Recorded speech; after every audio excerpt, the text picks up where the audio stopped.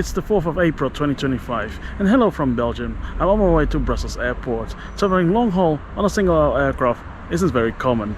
But with the introduction of the Boeing 737 MAX and the Airbus A321LR and XLR, it will become more normal to fly more than 6 hours on a small aircraft. Let's try out how it is with SAS Scandinavian Airlines on board of the Airbus A321LR in economy class from Oslo to New York JFK. Thank you so much for joining in and let's begin the video.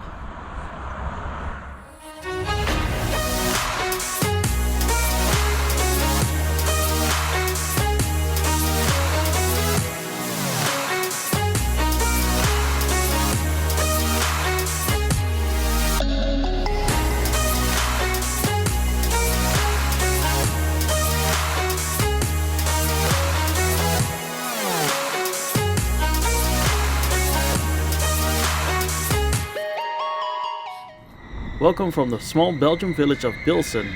I'm on my way to Brussels airport to catch a flight to Oslo and from there to New York JFK. Flying in a narrow-body aircraft isn't something new.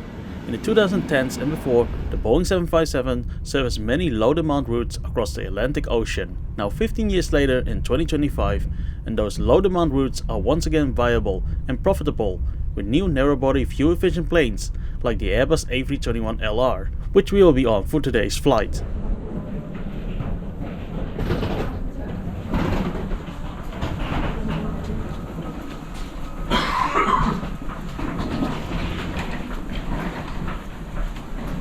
Fast forward to Norway, and I've just arrived on my flight from Brussels. Connecting time here is over 2 hours, so we have time to stroll around. Our flight to New York will depart from gate F32, all the way to the end. But don't you worry, Oslo Gardermoen is a relatively compact airport. The Scandinavian countries are a bit on the more expensive side, and you can buy a bottle of water for 43 Norwegian krone, plus bottle deposit, which is roughly just below 4 euros.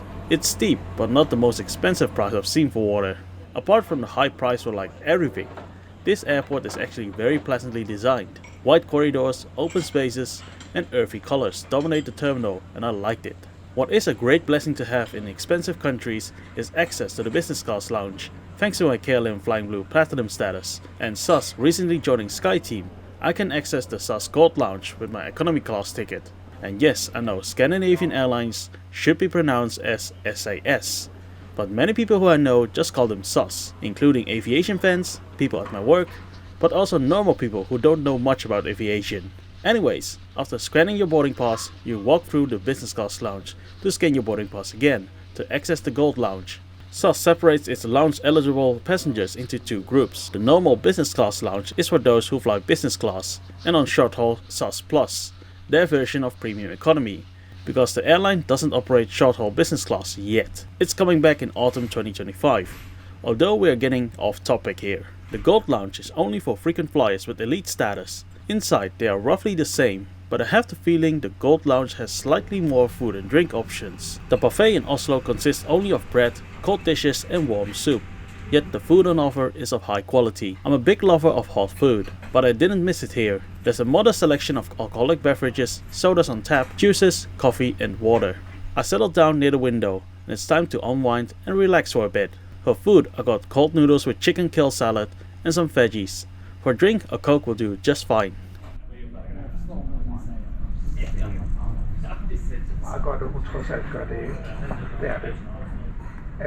Here you see my attempt to eat noodles with just one hand holding a fork while filming. It's very well seasoned, the noodles al dente, lightly salty and a bit of sweetness from the chicken. A perfect combo for an early lunch. After that I also consumed a creamy chicken soup, which tasted like chicken bones. Maybe they just used the bones and no meat. Yeah, the flavor was kinda interesting for sure. The lounge also features a phone room and a private office room, which I think is really nice. They were occupied all the time, and I fully understand that, as you would have a fully enclosed room all to yourself.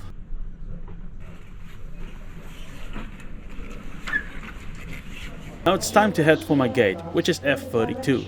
Passport control was a breeze, and then after a leisurely 5-minute stroll, I arrived at the gate. And here we have our plane for today, an Airbus A321LR with the last two letters standing for long range. The boarding pass was scanned, and we were divided between priority and non-priority passengers in the waiting room. After some time, the door to the gate opened, and the priority passengers could board first.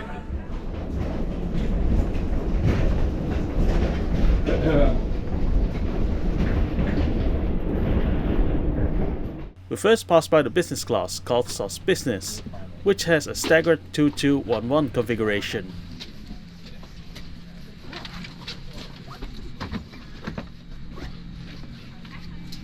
Then follows Premium Economy, called SAS Plus, and a 22 configuration, and then follows Economy Class, called SAS Go, an 833 configuration.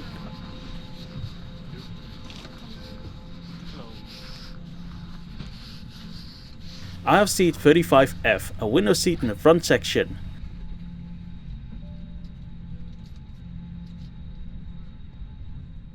Waiting at your seat is a pillow with single-use cover and a blanket.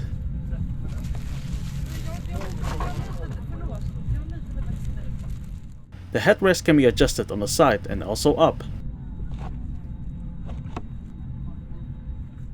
This is how the seat looks like when fully reclined. Every seat features an IV screen, which can be tilted. There is a USB-A port for charging and a single jack audio port. On the side you will find a coat hook. The tray table is pretty standard in size and can slide towards you. There's a seat back pocket and a smaller front pocket containing a small bottle of water. I'm 167 meters tall, and the legroom is on par with the average on wide-body jets, but noticeable more than on a short-haul narrow-body aircraft. In case you are wondering, no, unfortunately, this aircraft does not have universal power sockets, which in my opinion is a must on long-haul flights. Individual air vents, however, are installed. Very helpful to have during the hot summers when you are waiting at a gate. I have a SAS Go light fare, which doesn't include checked luggage and seat selection. However, thanks to my loyalty status, I can still choose any seat free of charge at the time of booking. Otherwise it would be between 19 up to 45 euros for this flight. Occupancy rate is almost 100%, but the middle seat in my row stays free. Flight time to New York JFK will be 7 hours and 35 minutes.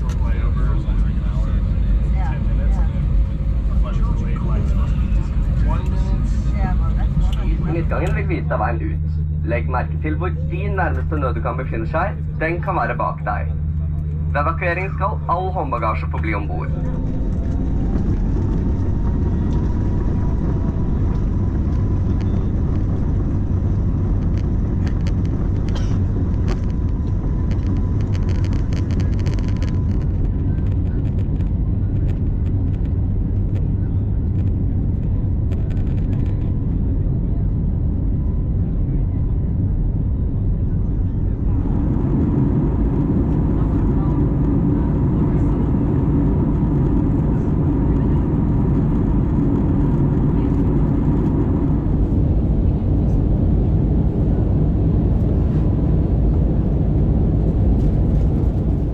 After a beautiful departure from Oslo, we make our way west. SAS offers Wi-Fi on all their long-haul flights. There's an instruction leaflet in the seat back pocket, and also a map showing where you can expect signal coverage. Wi-Fi is free of charge for business class passengers, and SAS Eurobonus Diamond and Gold members. For all other passengers, it is just 15 euros for the whole flight with no MB limitations, which is pretty affordable. Now over to the IFE screen. The selection is pretty basic. It consists mostly of classic film titles and timeless series. It seems to be exclusively Western titles, which isn't that big of a surprise as SAS long-haul network is largely focused on North America, with just 2 destinations in Asia, so it is okay that it isn't varied like some other airlines. Earphones are handed out right after takeoff. They are your standard single-use in-ear phones, so it's best to take your own ones. While we are leaving the European continent at Bergen, service commenced. They started with a drink service in which you could choose one drink of your choice. Soda, fruit juice, beer and wine are free of charge, but only during this first round of service. I thought alcoholic beverages were not free, but this seems to have changed as nobody paid when ordering a beer or wine. After that, the crew came back to serve lunch. There was no choice and everyone was handed a tray that looked pretty good. The main is a chicken stew with mashed potatoes and spinach. There is knäckebröd, crisp bread in English, a side salad, warm bread roll with butter, and banana bread for dessert.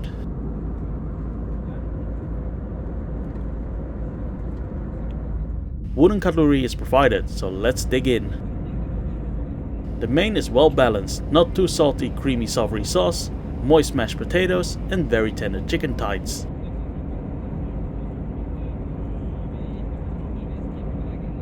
The warm bread roll was of really good quality, not soggy, tough or stale, but crunchy from the outside and moist from the inside. Knäckebröd, I'm not a great fan of it, but it tasted how it should, crunchy and slightly savory.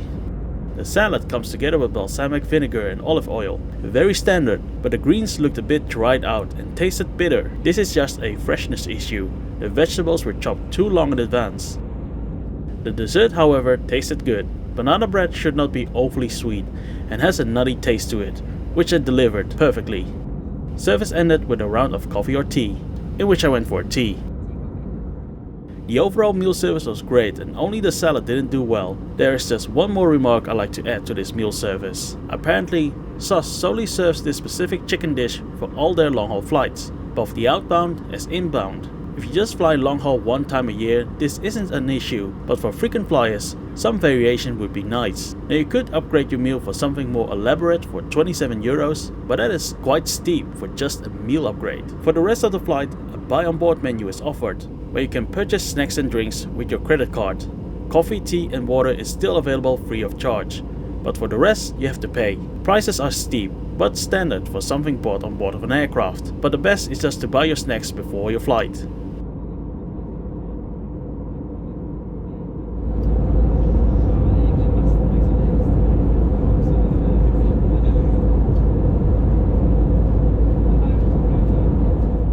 During downtime, I've played some games, listened to some music and napped my time away. It's a daytime flight, so the lights were not dimmed and the window blinds stayed open. The crew came by very often with water, and that was really nice of them, because you need to stay hydrated on flights. What I like about the Airbus A321 is the ample of elbow space you get when choosing the window seat. Now let's pay a visit to the lavatory. It's standard, a very tight fit, but clean. There is, however, an issue I'd like to point out though, not about the toilet itself, but more with the queue for the toilet. You see, on wide-body aircraft, there is a lot more waiting space around the lavatories, and also more space to let people pass one another. On a narrow-body aircraft there isn't, so you were constantly bumping into people sitting along the aisle, while you squeeze through people standing in the aisle in order to get back to your seat. So yeah, don't choose an aisle seat in the back of the plane. Anyways, there was 1 hour left to go and the crew came by to hand out a pre-landing snack service. It consisted of a mango smoothie, hot toast with olives, tomato and parmesan cheese spread. Coffee and tea were also offered, in which I went for tea. The toast tasted great, with a nice savory kick and generous amount of sandwich spread. Slightly chewy, but that is acceptable. While we are descending into New York JFK Airport, let's recap this flight. Overall, the experience with SAS Scandinavian Airlines is decent for a long-haul flight. The fabric seat is very comfy and I've definitely slept well on it for around 4.5 hours. There's almost no issue flying long-haul on a narrow-body aircraft, except a limited space when queuing up for the lavatories. The crew was warm and friendly and came by frequently with water during downtime. The food on offer was of decent quality, except the salad, but that can easily be improved. I'm not a fan of the buy on board concept for long haul flights, but it somehow worked out fine on these relatively short ones. I would definitely not like it on a plus 12-hour flight to Asia, but this one was okay. For this flight I paid 520 euros and 81 cents for a double open jar ticket from Brussels to New York and from San Francisco back to Düsseldorf. Not the cheapest, but overall a reasonable price for what SAS delivers, and I would definitely fly them again.